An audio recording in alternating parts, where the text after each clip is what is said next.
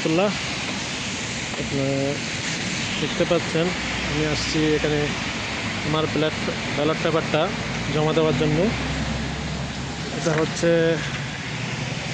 Post office box আমাদের রোমানিয়ার। এখানে সেটা আমি জমা দিব সামনে।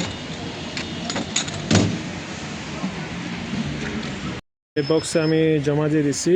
এটা হচ্ছে অফিস, পোস্ট অফিস। এটা হচ্ছে পোস্ট অফিস বক্স। আমাদের যারা রোমানিয়াতে প্রবাসী আছেন আপনাদের এটা অফিসে জমা দিতে হবে না, এরকম যে কোনো পোস্ট অফিস বক্সে এটা জমা দিয়ে দিতে পারেন, কারণ এটাতে কোনো স্ট্যাম্প করতে হবে না।